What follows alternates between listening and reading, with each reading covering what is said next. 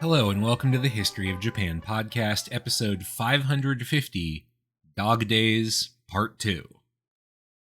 We left things off last time in the dog-eat-dog world of colonial pet politics, and by the way, I think I was remarkably restrained in the number of puns I could have made, but chose not to.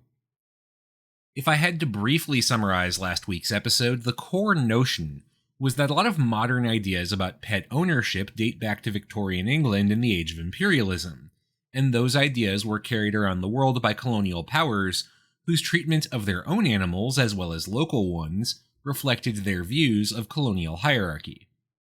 Obviously there was a little bit more to it than that, but I think as summaries go, that's pretty much it.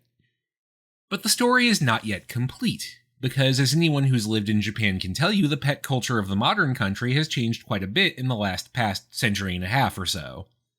Dogs are now a part of the fabric of daily life, in a mode that is a lot closer to modernized pet ownership, so how did that come to be? As a quick reminder, for most of Japanese history, dog ownership was restricted to the upper classes. Wealthy ladies might own a chin or Japanese spaniel kept as a lapdog, and the closest equivalent to a modern pet. An elite member of the samurai class, meanwhile, might keep hunting dogs, as might the small populations of hunting communities in the Japanese interior. But most people did not own dogs at all, and only really interacted with dogs in the form of semi-feral packs that roamed the major cities. Those packs lived off the trash and might serve a role as guard dogs for a neighborhood. A family might even start feeding one and using it as a guard dog to, say, take care of a family business associated with a storehouse, but they were not kept as pets, and were not so used to humans as a modern domesticated dog would be. But after the fall of the feudal system in 1868, and even for a few years before, dog ownership became subject to the same pressures, which reshaped basically every facet of Japanese life during this period. Among the leadership of the new imperial government, there was a shared desire to modernize and strengthen Japan, though what exactly that looked like in practice, and what the relationship was between those two ideas, remained hotly contested until the more autocratic and pro-Western faction of the leadership won out by the 1880s. Among the people of Japan, meanwhile, the New Age was marked by a collapsing of old certainties. Didn't the power of Western Empire mean that everything the West did was somehow fundamentally better than what Japan did? The implications of those changes are wide-reaching and echo down through the subsequent decades of Japanese history. For dogs specifically, though, the shift signaled two important changes. First, the Japanese government itself began to shift to a mode of pet management, for lack of a better word, that was a lot closer to what you saw in Europe and America. For dogs, this meant the implementation of a system of licensing based on the Western model. If you owned a dog, it had to be tagged with a little wooden tag showing its owner's name. Any dog that did not have this tag was theoretically a stray, and subject to being driven away from the cities which were being cleaned up to make them more modern. In many cases, this driving away did involve killing the strays. However, as with basically every part of Japanese state policy, from 1868 really until the 1880s, that change was implemented pretty haphazardly. Not every city enforced this law, and even those that tried hard had limited personnel to devote to the issue. So for at least the first couple decades of the Meiji era, the semi-feral street dogs of the Tokugawa years would remain a major presence in the cities. Given the somewhat dysfunctional nature of the early Meiji government, it's probably not shocking that most of the changes to people's daily relationships with dogs came not from the state, but from social pressure. In particular, shifting attitudes towards dog ownership were bound up in a social mechanism we see around the world and across time. Wealthy and high-status folks have a tendency to want to signal that wealth and status, and the main way to do this, wherever you are, is to do whatever is trendy. We saw this a few episodes ago with the rise and fall of the Gozan system, as one example. In the Meiji period, though, what was trendy was not religious ideas imported from China, instead it was everything Western. From clothing to books to political ideas to music to everything else, Western things were the trend. They were modern, and for many, modern, Western, and good were more or less synonyms. Thus, an interest in Western-styled dog keeping among the wealthy didn't take long at all to materialize. As early as the first year of the Meiji period, the magazine periodical Tokyo Kaika Hanjoshi, a record of Tokyo's enlightenment and prosperity, carried a woodblock print of a Japanese woman in a kimono walking a Western-style dog with a leash. Perhaps it shouldn't be surprising that dog fancying became popular so quickly in Japan. After all, if the goal was to imitate the styles of the Western elite, well, by the late 1860s, dogs were very much a part of the affectation of the Victorian gentleman. The association between these new types of dog in the form of purebreds and foreigners was such, and so different from native dog culture, so to speak, that starting in the 1860s, foreign dog breeds in particular started to be referred to with a new word, kame, rather than the more traditional inu. The etymology of using kame to refer to foreign dogs is somewhat disputed, but the most commonly suggested origin is actually that it was a corruption of English, specifically, come here. As the American zoologist Edward Morse put it in a letter back home, you ask for the name of a dog and the answer will be, come here. Many think that this is the Japanese name for dog, whereas the name has been adapted from the English and Americans, who in calling a dog say, come here, and the Japanese in these parts have supposed the word represents the English name for a dog. And I guess that makes a certain kind of sense. If you're observing a domesticated dog and its owner, you're probably going to hear that phrase more than anything. Of course, not everyone could afford dogs, particularly because the demand for Western dog breeds, which were, again, the most trendy, was such that people had to pay outrageous prices to get their hands on one, and only the most elite could manage it. For example, Mary Crawford Fraser, wife of the British Consul General in Japan Hugh Fraser, wrote back home after meeting the Meiji Emperor that he was actually very fond of dogs, most notably, quote, a tiny long-haired terrier, which was a present from Dame Sannomiya. That would be Alethea Rayner, wife of the Japanese diplomat Sannomiya Yoshitane. Fraser described this little dog being waited upon by the palace staff, quote, the little creature is quite a personage in the palace, and during this hot weather has a servant who sits behind it all day to fan the flies away and put bits of ice into its mouth. No one is allowed to take it from sleep, and I believe there was terrible trouble one day when some unlucky person trod upon its tail. And personally, I really have to say, now I get why the future Taisho emperor hated his dad so much if this was how he treated his dog, but he could barely make time for his son. Anyway, the fact that the emperor had his own doted-upon purebred dog by the 1880s, and that dog was gifted to him by a Western woman, albeit one whose marriage to a Japanese diplomat made her a part of local society, that's all very indicative of changing feelings around dog ownership during this time. And the Meiji emperor wasn't the only one getting in on the action. One of the more famous photographs of Tokugawa Yoshinobu, the last shogun of the Tokugawa shogunate, who gave up his power once it became clear he couldn't hold on to it, shows him in retirement. He's dressed in the style of a Victorian gentleman, and engaged in that most classically British aristocratic pursuit, bird hunting, complete with a shotgun and shells, and of course, his own pointer dog, whose name, tragically, is unknown. Over time, these practices spread to the emergent Meiji middle class as well. An 1889 triptych print by the artist Inoue Tankei shows a well-to-do Meiji family enjoying a picnic in Tokyo's Asakusa Park, complete with a small dog at their side. A print of unknown authorship from a year later called Kiken Bijin, or Elite Beauty, depicts a woman in the height of Western fashion, with a small Spitz puppy also dressed in a little dog outfit.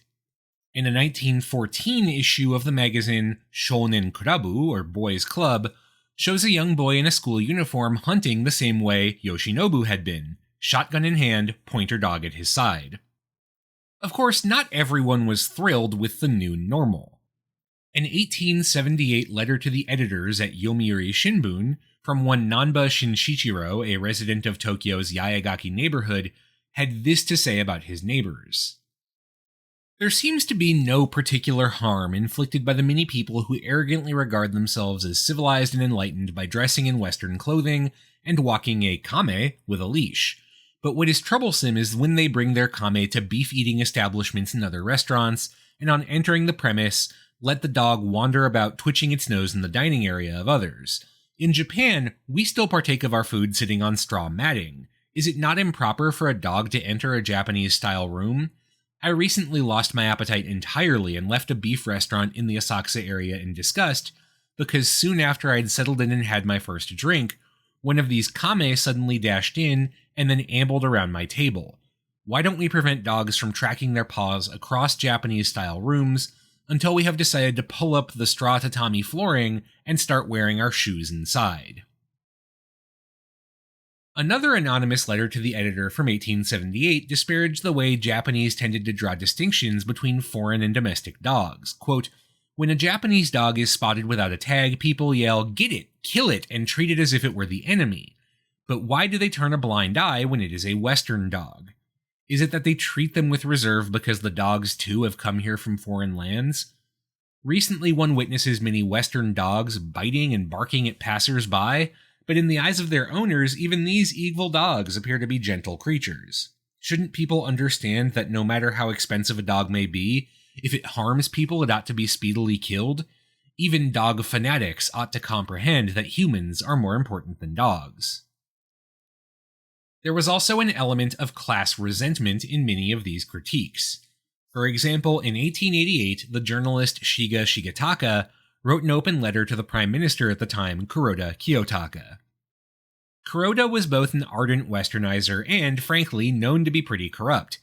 He'd had to leave office once already earlier in the decade after being implicated in a huge scandal around embezzling funds to be used for the colonization of Hokkaido, and rumors persisted that he was a rampant alcoholic.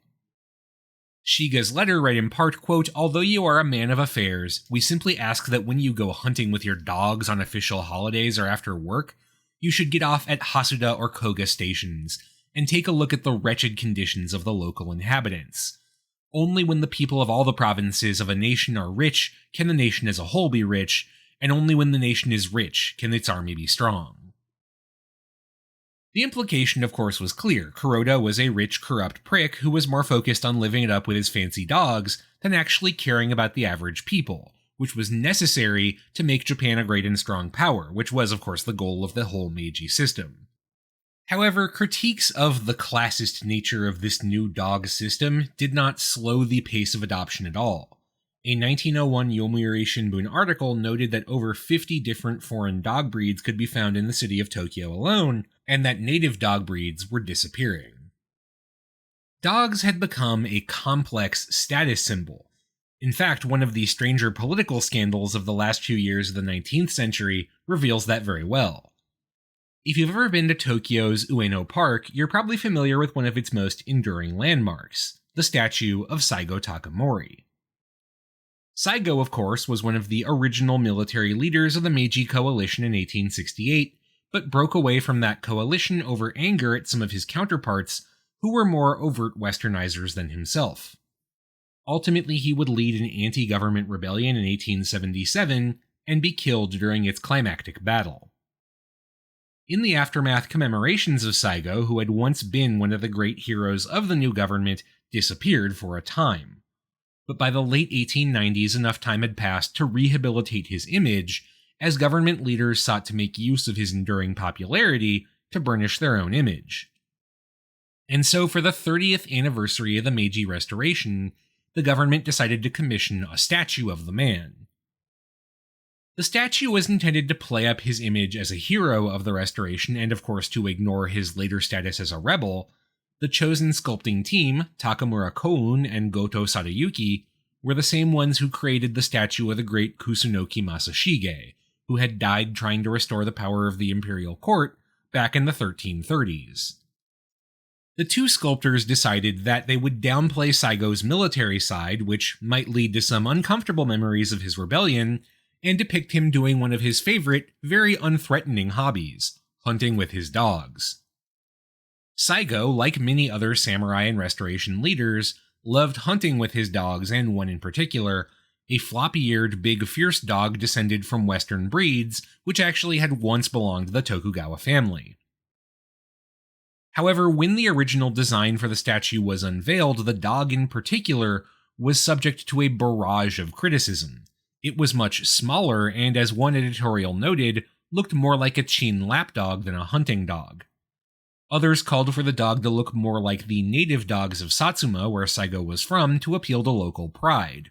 Others complained the dog looked too Western, lessening Saigo's image as a man of the people, because everyone knew Western dogs were for elitist snobs. Ultimately, Goto and Takamura ended up destroying the original mold for the dog and starting over from scratch, and as a result only barely finished the whole statue by the end of 1898. Dog politics, of course, wasn't just limited to statues. While all this pride about local dogs was playing out, local dog breeds were starting to disappear. The Meiji state put a great deal of energy and attention into targeting native dogs for control, which in many cases meant killing them. We already discussed the earliest attempts to license dogs using a system of tags in the 1870s, and to remove dogs from the cities who were not tagged, again mostly by killing them. Campaigns to that end continued sporadically throughout the Meiji period. But two Americans in particular working for the Japanese government in the 1870s had a particularly big influence on this policy when it came to local dogs. Their names were D.W. Jones and Edward Dunn. Jones, who worked in Japan from 1873 to 1879, was hired on by the Home Ministry to help a ranching operation for sheep and cattle in Shimosa Province, now a part of Chiba Prefecture, get set up, and to train local ranchers in how to engage in modern animal husbandry. Which, so far, so normal. Throughout the first few decades of the Meiji era, the government was very reliant on foreign hired experts to help train Japanese nationals in newer, more scientific fields. This particular ranch, however, had constant issues with dogs attacking the livestock, and so Jones wrote to the prefectural government about the matter. In his letter, he outlined the attacks on his livestock and other reports that had come his way of attacks on children by wild dogs. Jones did not explicitly name one of the biggest concerns of the period, rabies, but he did not have to. That disease is documented going back thousands of years and was already a well-known concern. In fact, many animal control programs in both Japan and the West, when they were coming together, used rabies specifically as a rationale for extreme measures against non-domesticated dogs. Jones's letter goes on to say that while some of Japan's native dog population was of good stock and trainable, the vast majority were, quote, despicable and evil. These dogs were originally called the wolf dogs of the Eastern barbarians. They are of a savage nature and not the kind of dogs that a civilized people like the Japanese ought to keep. Note that thing about Eastern barbarians. That's a reference to the Emishi Aboriginals of Japan and was probably put in there by a local advisor a bit more knowledgeable about these things to make the case that these dogs weren't even really Japanese in the first place, and so there was no reason to be concerned about their welfare. And it worked. Chiba's government put into place a dog bounty for animals that threatened ranching, and on average over 1,200 dog carcasses were turned in every year for rewards for the next few decades. The program was so popular, in fact, that foreigners visiting the area were warned that they should never ever unleash their dogs, lest some enterprising local try to collect them for the bounty. Jones, however, wouldn't be able to enjoy his success very long. In 1879, he was seriously injured by an attack by a renegade former samurai, who presumably objected to the presence of foreigners at all, regardless of their views on dog control. Jones had to retire and return to the US shortly thereafter. And as an aside, before we turn to our other foreigner, I briefly mentioned a concern about rabies, and that's something you see depicted in a lot of Meiji period documents dealing with dogs as a subject. And for pretty good reason. Rabies is usually fatal once it's contracted, though a small number of humans do survive it, and once the disease sets in, there is no cure.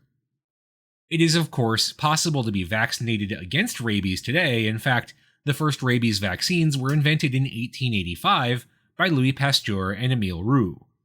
But those treatments didn't make it to Japan until 1895, and if you remember our episodes on smallpox vaccination, you're probably not that surprised to hear widespread vaccination campaigns took a few decades to get organized. Rabies was not eradicated in Japan until the 1950s. So Jones's whole anti-wild dog campaign, while it didn't explicitly mention rabies as a concern, could pretty easily work with the existing concern about rabies to justify, again, what seemed like very harsh measures from a modern perspective.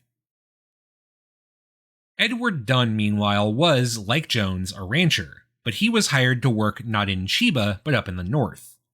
Starting in 1873, he was employed by the Hokkaido Kaitakushi, or Development Office, the government agency responsible for colonizing the northern island.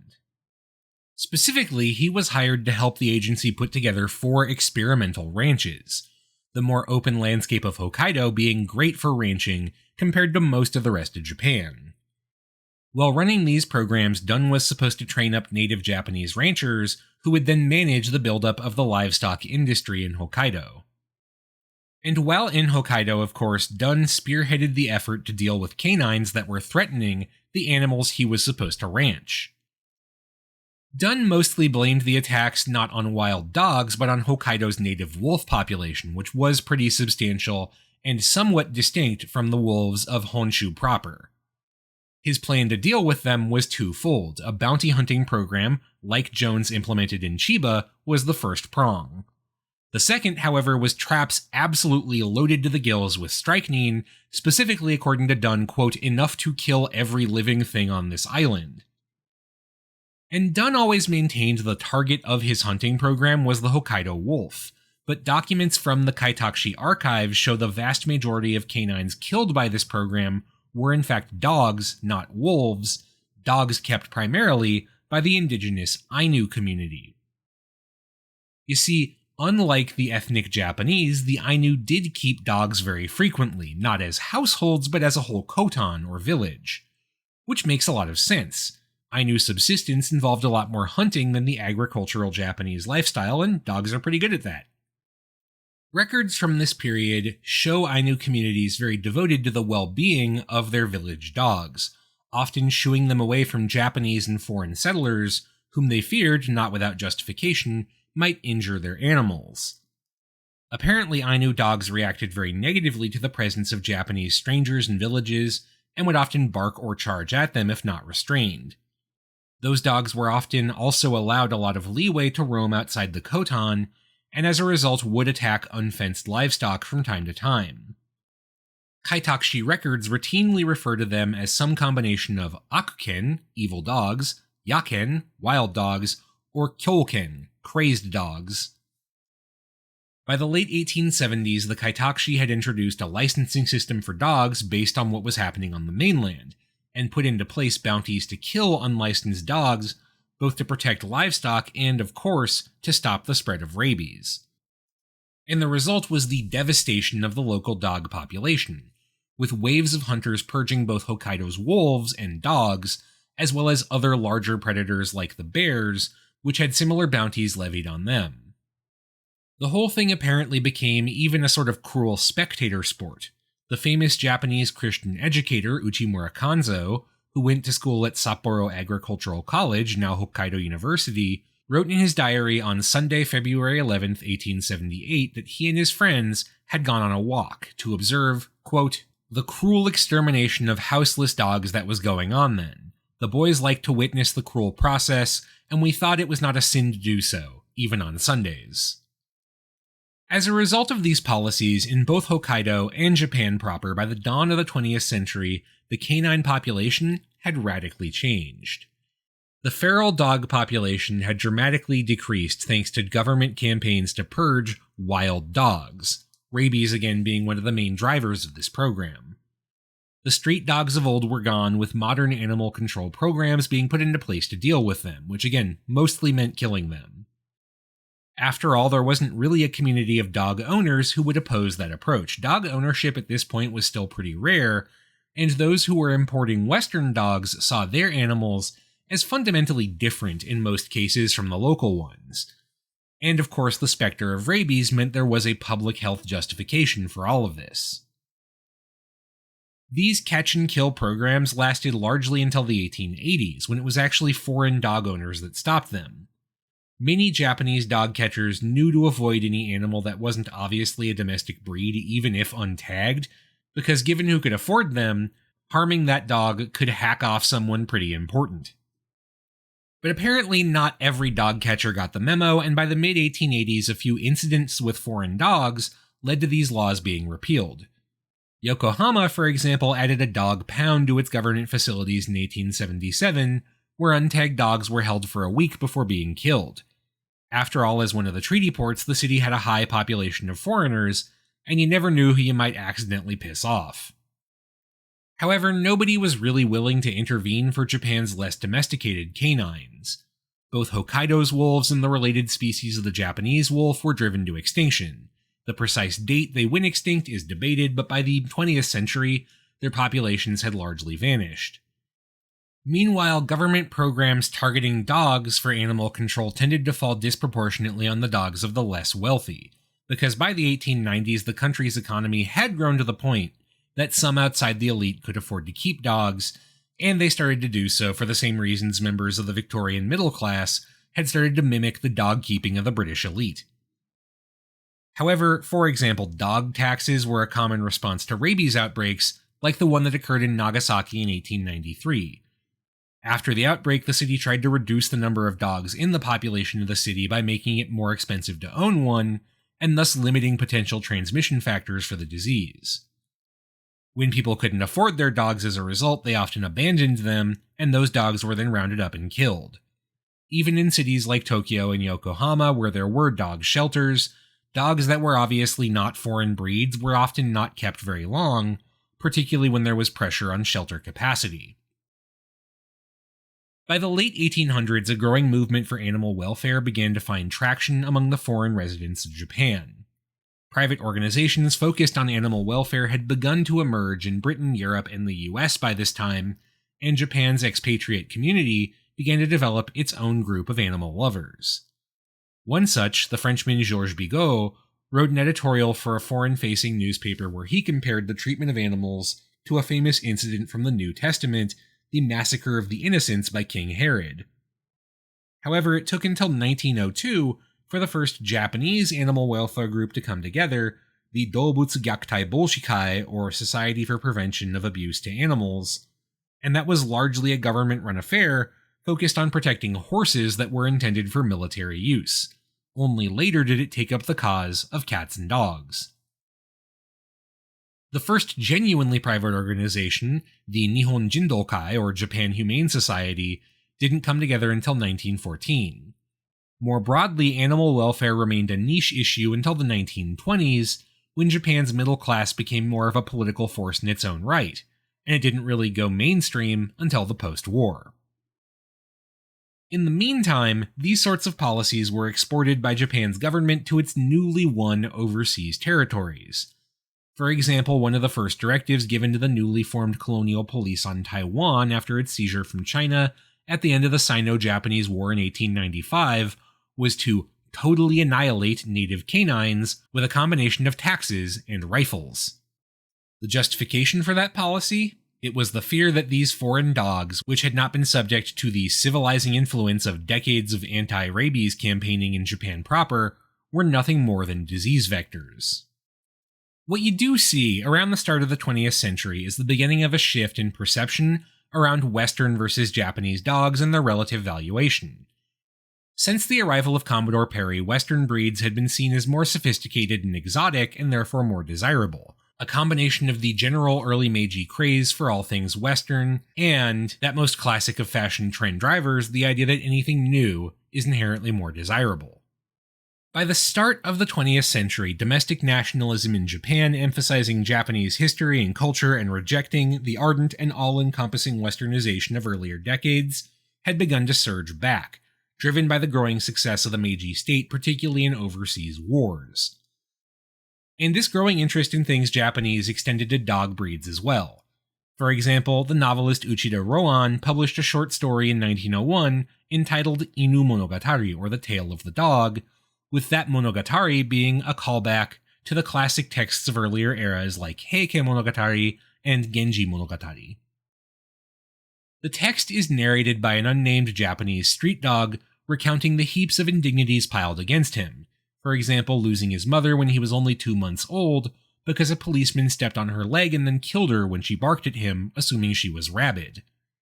This despite the fact that, according to said unnamed dog, Japan's domestic dog population had a long and dignified history of servants to the residents of the nation, and of course, to the emperor and his court, as watchdogs, hunting dogs, fighters, and so on. And had people become so enamored of bizarre foreign breeds. Now, this was all clearly intended to be taken metaphorically. Uchida Roan wasn't just writing about dogs, the whole thing was about how Japan was being treated as a subordinate member of the international hierarchy of nations, despite its growing list of accomplishments. But the chosen metaphorical focus did drive some domestic discussion around native dogs and how they'd been treated. Nor was Uchida the only one to talk about this newfound dog consciousness. Colonel Inokuma Kenichiro, an army officer who served in both Korea and Manchuria during the Russo-Japanese War, wrote home about his experiences. His words encapsulated well the newfound attitude among many in Japan towards their own heritage relative to the rest of Asia, and he used a familiar metaphor to share his views. Quote, "Here I have had the chance to observe Manchurian dogs. They are drastically different from Japanese dogs. After Japanese dogs defecate, they undoubtedly kick sand over their feces with their back legs, but Manchurian dogs just defecate and go on their way. When Japanese dogs encounter each other, they probably start fighting, but Manchurian dogs just snarl at each other endlessly. They only snarl and rarely attack. As might be expected, the filth and complacency of Chinese dogs is just like their masters." And of course, this is about dogs, but also it's not really about dogs. Later in the same letter, Inokuma made the exact same sort of comparison between Chinese and Japanese children. Clearly, a newfound feeling of Japanese chauvinistic nationalism was emerging. Its impact on the fate of Japan's own dogs wouldn't start to be felt for a few more decades yet, though. Next week, we'll take a look at a very famous story and how it shaped the fate of Japan's own dogs, as we take a look at probably the most famous canine in Japanese history, and how his story reflects the changes of the canine population and the turbulent politics of the early 20th century. But that's all for this week. Thank you very much for listening. This show is a part of the Facing Backward podcast network. You can find out more about this show and our other shows at facingbackward.com, and you can support the network at patreon.com/facingbackward. Special thanks to those who have given at our shoutout tier: Jan Leonard, Stephen Elkins, Martin Oliveira, Clark Canning, Ian Kellett, Matt Haynes, Jackie Frostocker, Monkey Sack, Alayla McCullough, Karen Murphy, Peter Wales, Robert Prine, William Arno, Jonas Brandis, Nicholas Kroll, Jerry Spinrad, Jared Stevens, Jeffrey Dwork, Stefan Hrushka, Joshua Kane, Robbie and Kat, Jacob Key, Aaron Finkbeiner, and Anonymous Anna's Hummingbird, Mark Sai, Gil, Leslie Ikuta, Trash Taste Enjoyer, John Christopher Harrison Reese, Inoue and Rose Ghostbusters, NihongoKaizen.com, Shimao Toshio's History of Japanesia podcast, Jennifer Pianzio, James, Brenner Podgursky Smith. A house is a perfectly cromulent mascot. The fish I catch are Rhodes Scholars compared to Samuel Alito, Schmuck, and everything changed when the Fire Nation attacked. Thanks again for listening, and I'll see you next week for the story of Hachiko, Japan's most famous dog.